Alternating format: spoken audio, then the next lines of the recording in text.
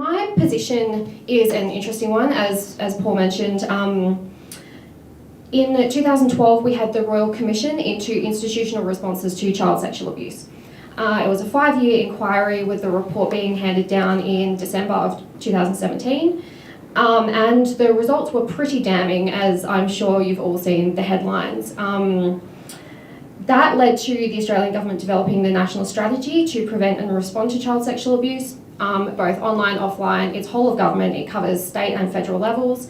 And part of that includes a Commonwealth Action Plan, which saw the kind of creation of this role. We need people who can engage more directly with tech industry in particular. They're part of the problem, but they're also a part of the solution. So how do we build more meaningful relationships with them? Where, Australia is really far away. Like it's hard to engage directly with the people who are in decision-making positions, with the engineers, with the researchers. We need to move beyond just engaging with the lobbyists and the public policy officials. So we set this role up. It immediately became much broader because online harms are so interconnected and complex. They're really hard to unstitch. And so here we are.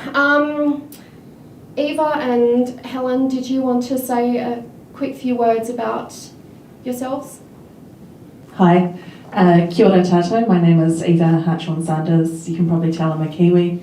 And it's nice to be in a room full of close cousins, basically. I guess my journey into this area happened after the March 15 terrorist attacks in New Zealand, and I was one of the people that was responsible for helping lead the government response in our terrorism laws, working with our media regulator, what we call a chief censor, to set up a violent extremism unit, and then looking at other forms of media regulation in New Zealand. At that stage, really just the immediate response to violent extremism. And then we had COVID. And so I think, like many of you here, you saw that wave of disinformation and other harmful forms of extremism and content come through as well. And through that work, I reconnected with a former colleague from when I worked in the UK Parliament, who was leading the Centre for Countering Digital Hate. So the last year I've spent as the head of policy for that organisation, working on different forms of online harm, disinformation, talking to and working with members of Congress and the White House, the UK Parliament on legislative proposals. We've done quite a lot of work with Alana and the e-Safety Commissioner. We had her speak at our global summit in May of last year, which brought together leading thinkers from the EU and the Five Eyes countries and the Nobel Peace Prize winner to talk about what was happening online and what we could do, what sort of solutions. So I'll talk a bit more about that through this, but thank you, Alana. Thank you for having me here too. International Women's Day is a really important day, and I'm glad to see Australia celebrating it. My name is Helen, former DFATer. It started as a policy graduate back in 2012, so now more than 10 years ago, unfortunately. And then how I stumbled into this area was I really wanted to learn more about how tech interplayed with global affairs writ large. I think the previous 5 years, the way you think about tech is that it's a separate vertical to the rest of geopolitics and trade and economics, but actually it interplays with all of that. And so that took me to the US, where I went to study at the Kennedy School to deep dive on that issue, and then went on to work at Google in the policy team for Google Search, so looking at how policies are made from the inside and what the industry thinks. I had also co-founded a media company called International Intrigue, which looks at these issues and how they intersect within global affairs. And I think that is a really important driver for me to be in this area, because I think increasingly tech is such an interconnected part of everything that we do. So I recently switched roles and went into Schmidt Futures in a role that looks at the issues at the intersection of emerging technology and national security and geopolitics. So I think, this is a really important discussion. I'm really happy that I'm here to be a part of it. Great, thank you. When I first heard the theme for this year's International Women's Day, I was very, very excited. I might have done happy dance because it's about time that we talked about this on an international stage. The relationship between technology and gender is really complex. And sort of beyond that, when we're talking about gender, especially today, it's also really important that we use an intersectional lens. So things like gender, race, socioeconomic factors, LGBTQIA identities, age, all of these things impact the way that we experience technology and the way that we are impacted by technology. So to really unpack this, we're going to talk about three things today. The first is harms to women and girls. The second is looking at the international outlook. And then the third is looking at the future, what's in store for us. So technology facilitated harms to women and girls. There are many forms of gender-based abuse online, and it starts as girls, often as infants. I have seen as young as 4 months old. 96% of online child sexual abuse material that gets reported to Australia's eSafety Commissioner features girls. So it is a gendered issue, and it starts from birth. It also impacts women differently depending on other factors. I mentioned intersectionality before.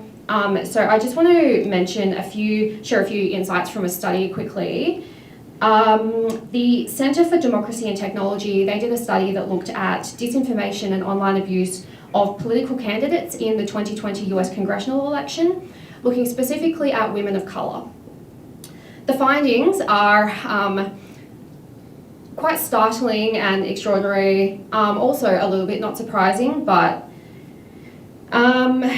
women of colour made up only about 10% of the political candidates, but those candidates were 4 times more likely to be subject to violent online abuse than white men, and 2 times more likely than men of colour.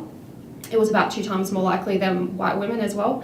Women of colour candidates were at least 5 times more likely than other candidates to be targeted with tweets relating to their identity that specifically talked about race and gender. The online abuse predominantly focused on the transgressiveness of running for office. So how dare a woman seek out power?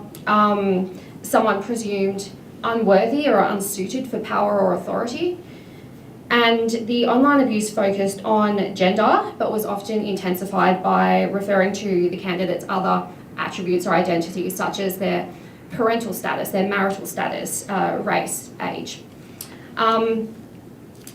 So obviously disappointing, not surprising, unfortunately.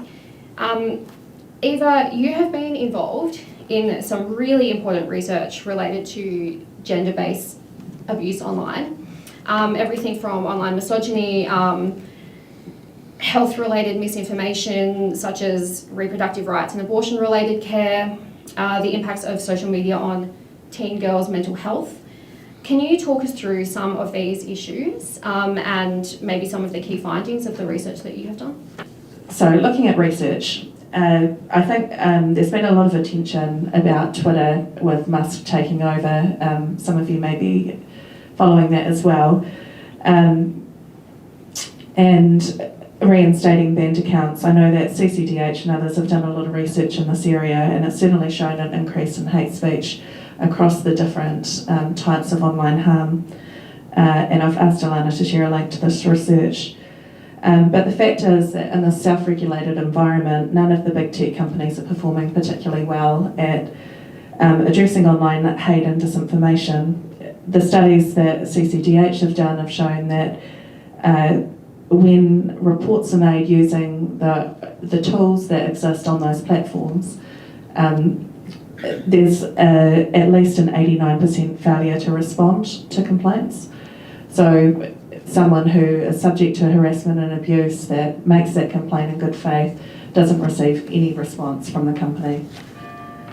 In other cases, like with the hidden hate research, which looked at online misogyny, there's not always a way to complain about types of abuse. So at the point of doing that study, there were voice messages that were, people, strangers, leaving voice notes for the women that we studied in the study, and there was no way to report that abuse. In other cases, like someone who's subject to abuse actually has to view the abuse before they can make a complaint. So within the power dynamics of an abusive situation, that reinforces or it's problematic, especially when you've got recidivist offenders, which was a third of the case in that study. This type of research is consistent with findings from other independent civil society groups. I've done some work with GLAD in the States as part of a coalition, and I know that they recently published their social media safety index, which included a scorecard using 12 LGBTQ specific indicators to generate numeric ratings with regard to LGBTQ safety, privacy and expression.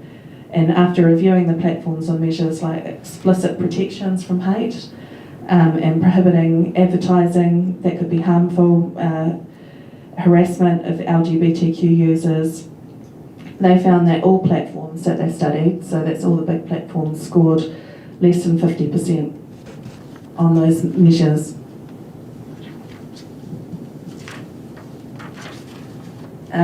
I'll just do a bit of a deep dive. There's a lot of detail, so yeah, I'll try and keep it a little bit tight.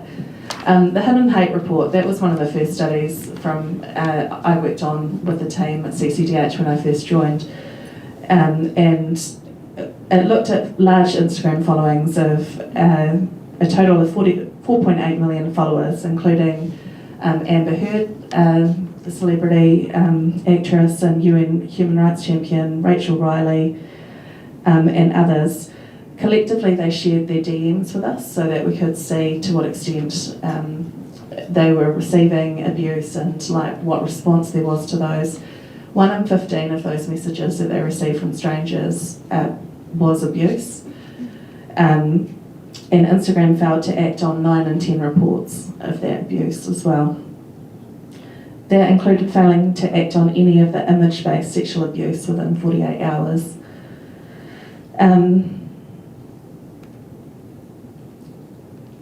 We spoke to a lot of people about the study, and what really resonated was how widespread, how much it resonated with people, across the world, and that shared experience of feeling like they were subject to gaslighting as a result of trying in good faith to report complaints and then not having any response come forward. I know that Amber Heard was concerned about other people with less resource than her who are impacted by online abuse. Rachel Riley spoke about young teenagers who would be subject to that abuse and in a very private sphere, and having to deal with that as young and vulnerable people.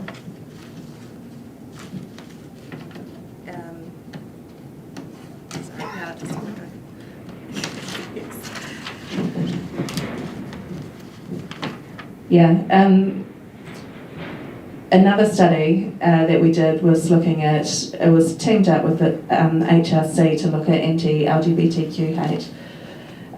The researchers identified almost 1 million tweets posted between January 1st and July 27th last year that mentioned the LGBT community alongside slurs such as groomer, predator and pedophile.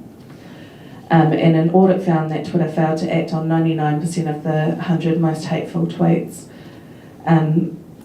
Meanwhile, Facebook was profiting from the ads promoting the rhetoric that the LGBTQ plus community and its allies were grooming children. And the researchers identified at least 59 ads promoting this rhetoric, which have been served to users over 2.1 million times. So it's a huge campaign that's running. It's very popular content, and there was little to no action taken on it. Both Facebook and Twitter are known to algorithmically actually amplify that content, and to fail to act on abuse and authentic behaviour and content that violates their policies. And as we saw last year, that campaign, there was a lot of offline violence against the LGBTQ community as well. the fact is that the companies make a lot of money from this extreme content because it's popular, because it gets shared, it's high engagement content, and that works within the business models of the companies. And there's few incentives to invest in interventions and to remove either the content or the bad actor. And one example, I don't know if anyone's heard of Andrew Tate. Yes, for all the wrong reasons. YouTube was making up to £3.4 million in ad revenue from channels that were dedicated to posting videos of Andrew Tate, including videos in which he promotes violence against women. CCDH identified 47 videos promoting extreme misogyny, of which 9 were identified as carrying paid advertisements from brands that include Schwarzkopf hair products, Vans,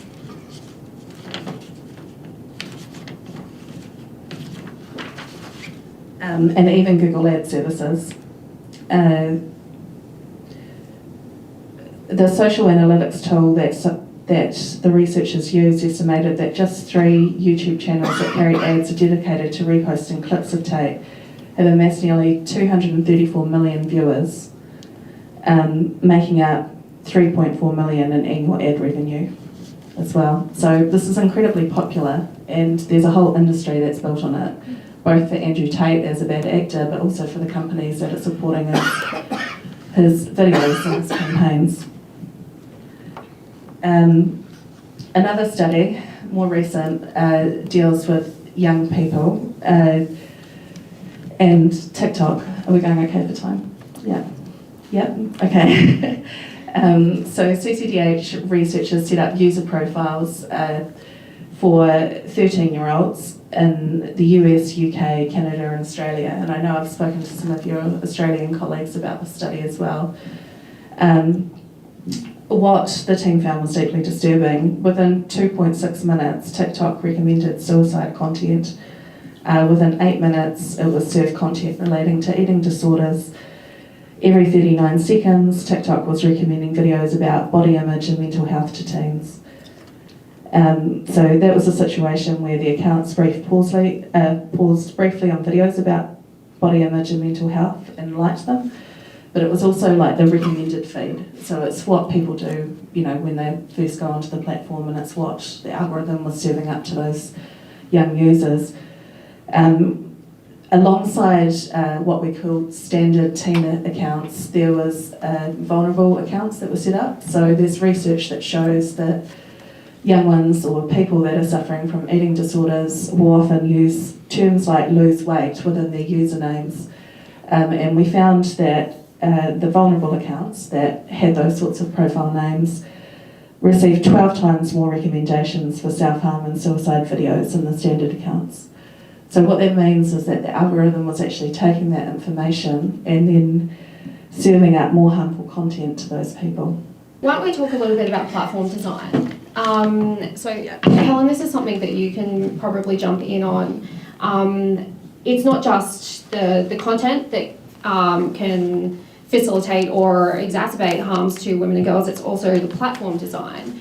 So for example, machine learning and AI models are often biased against women, which has economic impacts, social impacts. It impacts our workforce participation and civic engagement. You've spent time at Google Search. What insights can you share on the platform design and the way that Google approaches that issue? Thank you. The good news is I have some good news. So I think I'd like to zoom out a little bit, because I think often when we talk about tech policy, deep dive on a certain issue, and it's really difficult to see the ecosystem and how everything fits in. So when I talk about tech policy, and whenever tech policy is being talked about, often it falls into 3 buckets. The first one is the hardware stuff, which is like 5G, undersea cables, actual internet connection, etc. It's a pretty cybersecurity falls into that as well. The second bucket is the competition piece, which means I think a lot of the monopoly stuff, how it impacts the economic performance of the US economy and competition. And then the third bucket, which is where we are right now, is sort of where content policies and privacy issues fall in. And often, maybe there's a lot of focus on this in the last few years with social media and sort of the social dilemma as well as Frances Haugen recently, we really have come to an inflection point on those issues. So online harms, content issues, as well as privacy. So that's where we are now. Platforms, when we talk about platforms, are also very, it's not homogenous, right? So when you think about something like Google Search is not a platform that hosts user-generated content. So often when we talk about social media, we're talking about platforms that actually host user-generated content. So it's not platforms that actually create the content, but it's people who upload YouTube videos, Google Drive files, or social media content as we sort of normally see it, TikTok, etc.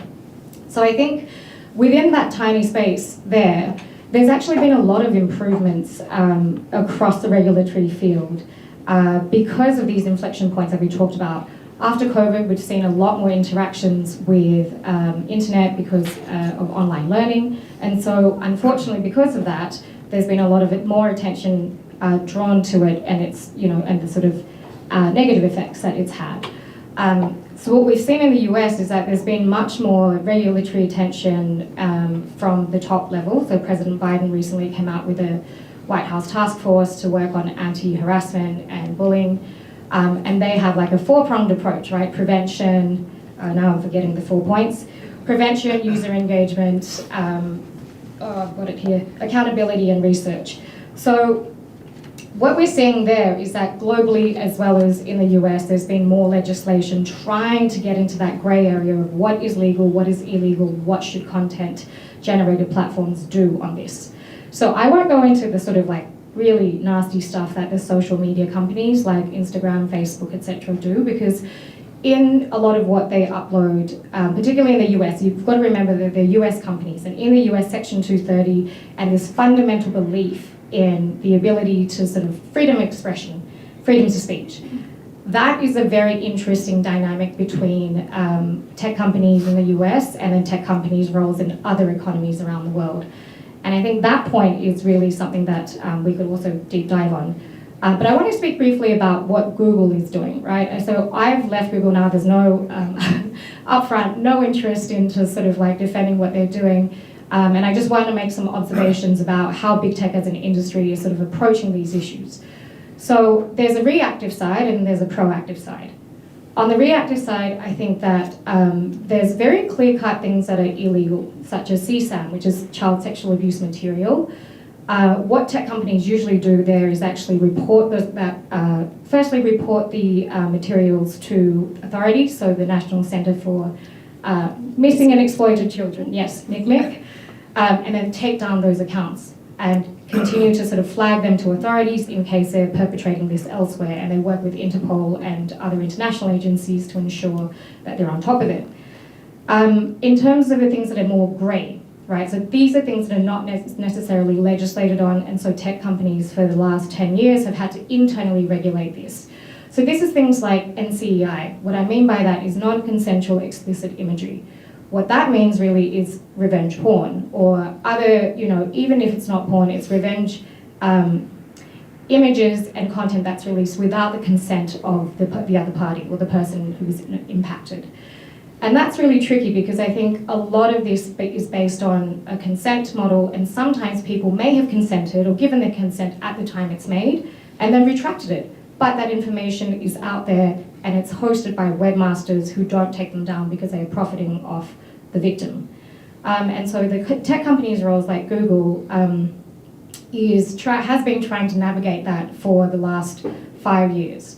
The legislation now makes it very clear that you have to, in certain countries, have to report this and take it down. But then even if you take down the content, there are other web pages that then copy it and upload it, and then it's on porn sites and it's on sort of other sites that are perhaps on the dark web side. And so it's a really tricky issue. What the technology uses on platforms like Google is AI as well as hash matching. So I didn't know what hash matching was. I don't know if anyone in the room does. Basically, it's sort of having coding a particular image or a file that has a fingerprint. So imagining that it has a fingerprint and you're looking at that fingerprint to see where else it pops up. So for example, if it pops up on YouPorn or Pornhub or something, and then you look at somewhere else and it's exactly the same hash matching, then AI technology can find that and take that down. And so that technology has really sort of ramped up in recent years, which is a good thing. But of course, it's like a sort of, is it a hydra, the thing that you can't cut off all its necks, right? So it's very difficult to sort of eliminate it at its source. I'll switch quickly now to the proactive side in terms of what platforms are doing. Google Search has been really proactive in building a sort of user-centric approach, right? So user-centric approach that allows users to take down content that they find is harmful. I totally acknowledge what you've said, Eva, in terms of it's been, a lot of companies don't respond, and it's a very difficult and convoluted process, particularly when you're a survivor who's had to go through really horrible things and you're a vulnerable user. So that's been really difficult, but I think there's been more sort of fixes on the back end to do that. And then secondly, Google Search has a hotlines feature, which is if you're searching something in the search tab, you can find hotlines that then connect users to sexual abuse, suicide, domestic violence hotlines that allows them to call this hotline for free to access the services. This is being rolled out globally. And then, thirdly, and I'll end on this point, there's been a very conscious decision to think about how AI and ML, machine learning, actually perpetuates the biases that already exist in our society. So what I mean by this is, there's been cases where I've worked in Google Search and you search young woman, and what do you think the search terms are in terms of the images? Right, it's either highly sexualized, or it's a woman who's a receptionist behind a desk, or it's a woman who is in a service industry. It's the same thing for women of color. There's often very, very discriminating and very misogynistic portrayals of that. And so you've got to change the algorithm. You've got to change the data sets that then inform the algorithm and change the system, right? And I think that's where we're at right now. Thank you. I'm really glad that you mentioned Section 230.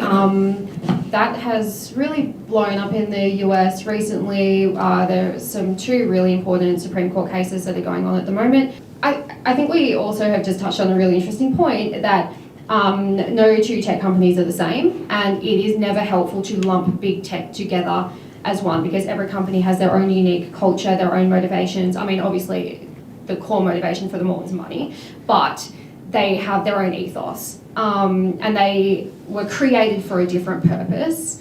They're designed in different ways. So I think that's probably just something to keep in the back of your mind, when we're talking about social media versus sort of like search engines. Can I just add to that?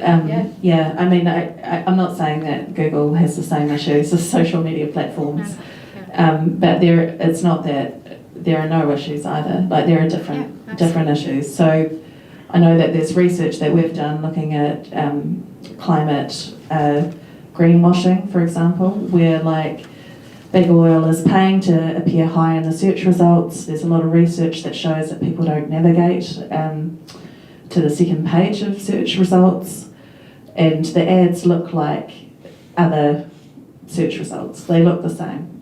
Like, when I read the stat about how many people go onto the second page of results, it's less than 0.1%.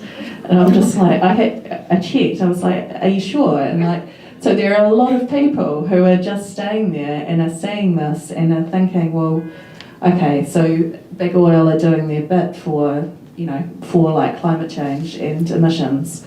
Whereas like, I mean, my family are in Hawke's Bay, they've just been hit by Cyclone Gabrielle, like others in the region, and I'm just like, this is a very important global issue right now that should not be high in the search results. That's a really good point, thank you, Eva. Let's maybe look at the international piece. Thinking about international development when it comes to gender and technology, two words really stick out for me, and that is access and empowerment. Just turning on the internet in a remote village is not enough. We need to be thinking about things like device affordability. We need to think about traditional forms of literacy and access to education, which just is not available to so many girls around the world. We also need to be thinking about digital and media literacy. And then even things as basic is the digital environment actually available to this remote community in their native language? Not everyone speaks English. So access is so much more than just having the internet. So you're working in a really interesting role at the moment with a really big philanthropy focus. What sort of challenges and opportunities do you see here? I want to talk about sort of the opportunities and then the challenges that I see for the sort of this piece, right, the gender in international development. I think the opportunities are that we need to really get tech stacks into sort of the emerging markets, right? Not just, as you rightly mentioned, it's like from the ground up, literally from the ground up, undersea cables or some kind of cable infrastructure that connects people to the internet, and then giving them hardware devices that then allow them, firstly, easily affordable, easily accessible, and then easily connectable. And then that can allow them to access either software or services that they may not be able to access and bridge that sort of gender digital divide that I think there's been a plethora of research on this from UN agencies in the last few years. I think that we're making good tracks there. You know, I think there's a lot of government and private sector partnerships to bring that infrastructure to Africa. For example, I think Google had, sorry to harp on about Google, had put down the Equiano undersea cable, which really connected the sort of northern seaboard of the African coast. So it's sort of building infrastructure like that that then will allow for the rest of the kind of ground tech stack to build up. And then secondly, you know, we need to look at the sort of national level policies that are in place and the laws that are in place, and having legislators who kind of understand the impact of legislating on online harms, legislating on privacy, and legislating on digital infrastructure and how that actually impacts the user, right, which is women in this case, and wanting them to sort of better access affordable internet and services. I think this is really, we're already seeing this happening in emerging economies, particularly where entrepreneurs, you know, women who are entrepreneurial can leapfrog traditional existing sort of structures and rigid structures in their society. Like, for example, in India, where there's, because of the caste system, we haven't been able to see women get ahead in certain cases, but having sort of technology will allow them, at least help them to leapfrog that. And the same is in sort of sub-Saharan Africa as well as LATAM. I think on the challenges, are we able to jump into the challenges for a little bit? Obviously, that there is still a gender gap that exists in that digital space, and I think again it goes back to my point of it being really a reflection of our society and the world writ large. So I think there needs to be more thoughtful policies that address digital literacy and acknowledging that every country is at a very different stage of development. So for example, the policies that apply obviously in Australia or the US would be very different to the one that we would, let's say like AusAid or, DFAT and the aid development arm would implement in other countries.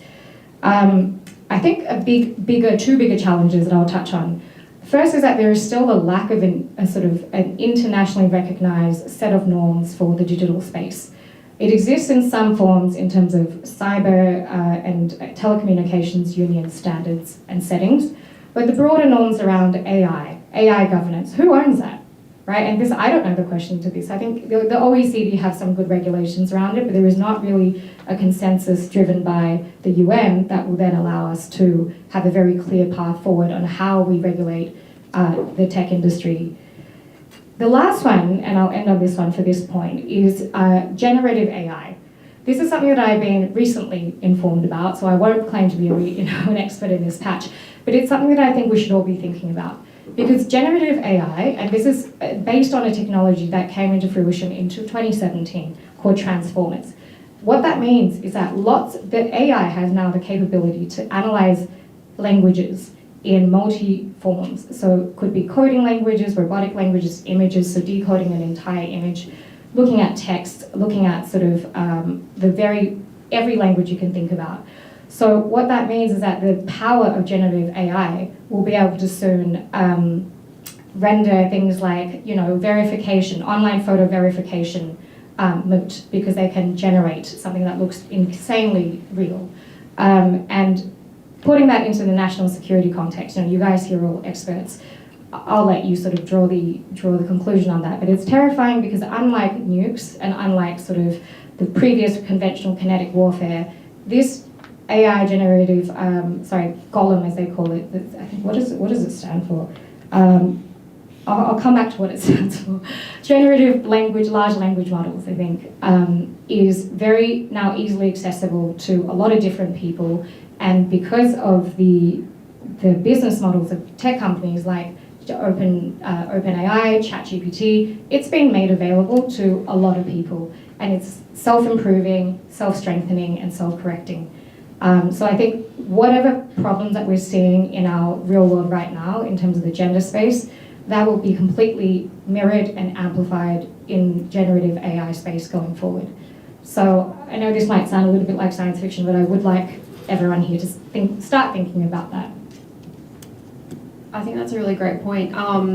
Generative AI is incredible, terrifying, and we need to make sure, it is a thing, and it is now. So we need to make sure that the data sets that we are training it on are equal. Eva, you've worked a lot in the civil society and the multilat space. You've been in New York this week with the United Nations. Do you want to share some insights from your work with them? Yeah, no. I'm happy to. I think they have a really important role, and a lot of the UN agencies, for example, are saying the harm's repeated across countries and sectors, and targeting vulnerable communities as well. I think, at a base level, they're important there for understanding emerging harms, which they're often at the front line of, sharing findings from transparency reports as regulatory regimes mature, and the effectiveness of interventions that may be in place as well. I know that there are work programs going on in different UN agencies that are specifically focused on hate speech and disinformation. I mean, one of the motivations for holding the Global Summit last year was because we saw this kind of gap that existed with global standards for how we deal with these issues, what type of regulation is needed. The Australian E-Safety Commissioner and her team have done a lot of work on safety by design. And I think that was a concept that was new to a lot of people, not just in the States, but overseas, but having that kind of preventative approach at the front end, because it's always harder to try and deal with lots of individual cases. But if you haven't even put the thought into how you design the system, what kind of risk assessments exist, if you make a tweak, what does that do? Have you actually run the testing on that? And that's what we've seen through TikTok, for example, where it's driving young users to that content immediately. Off the back of that summit, I did a lot of work with the CCDH team to develop a STAR framework, which embeds safety by design, transparency of algorithms, advertising, and rules enforcement, and then has, a lot of regulatory regimes, a form of accountability and responsibility of the companies and their senior executives. I think that's how you change incentives within a system, is that there are consequences for not doing that due diligence at the front end. The advertising part is quite important, it's often not spoken about, but that's the economic model that might be running, and I think a lot of the platforms have ad libraries, but they're very variable in the time that information is available, the type of information they collect, having API access so that independent researchers can actually drill down into where there might be problematic issues that are happening, and for communities to also have that type of information is important as well. Otherwise, as we saw in New Zealand, there can be blind spots where a government agency might only be focusing on one type of extremism, when we know that communities, see different things and experience different things.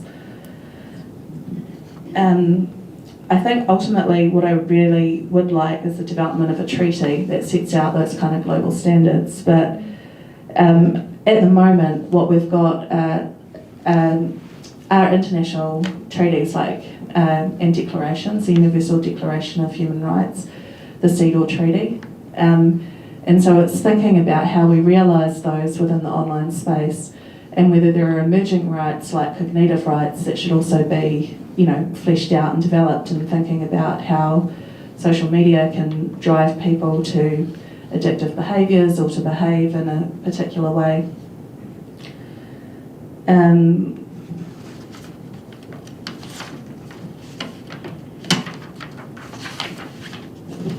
In terms of the scope of the regulation, I think, like Helen, it needs to think about like the entire information ecosphere. So some of the work that we did on incels, for example, also included Cloudflare, and what role they have in supporting, amplifying and profiting from harmful content. But ultimately the problem at the moment that we have is that lack of transparency. So there's that information asymmetry and the inherent conflict that whistleblower Frances Haugen talked about, and that the core of the issue is that no one can understand Facebook's destructive choices better than Facebook, because only Facebook gets to look under the hood. A critical starting point for effective regulation is transparency, full access to data for research not directed by Facebook. On this foundation, we build sensible rules and standards to address consumer harms, illegal content, data protection, all the things we've been talking about. And it's for the common good. Like, ultimately, this is about public safety and addressing that. Thanks, Eva. I'm mindful that we've gone to time, but I really just want to quickly touch on the future piece. So I'm going to keep you here for another few minutes. My apologies. Just really quickly, creating a tech future that benefits and empowers all genders equally. We can't align our tech future with the interests of women and girls unless we meaningfully involve women and girls in the tech industry, in research and development, in policy making, in advocacy, and all of the other roles that shape our digital experience.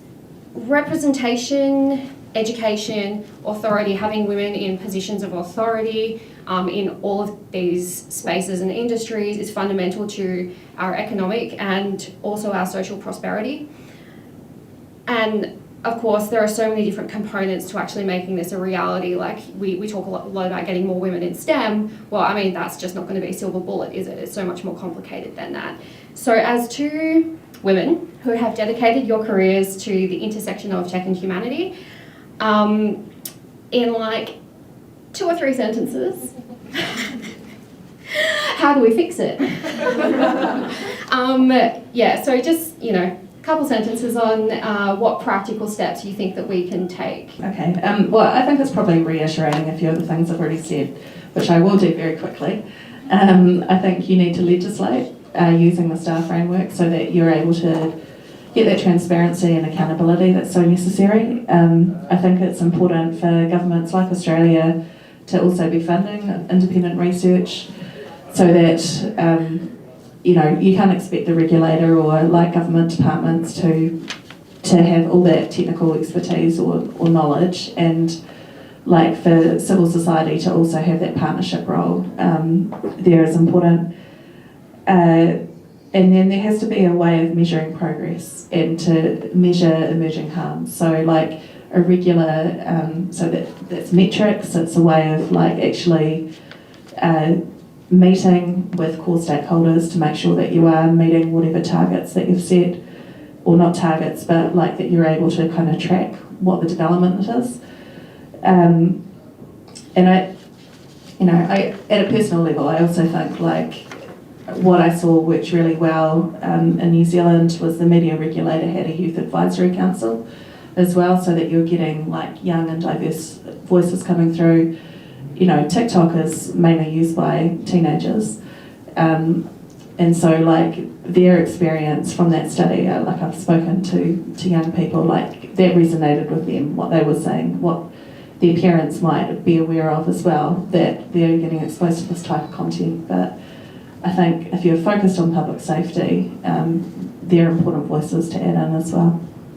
So I think, given we're speaking over time already, and given all the amazing things that you've already flagged, Eva and Alana, and that I'm speaking to a DFAT audience, right, or the Australian government audience, I think what we need to do here is getting to a point where, you know, digital diplomacy is a very strong arm of what DFAT and the Australian government does overseas.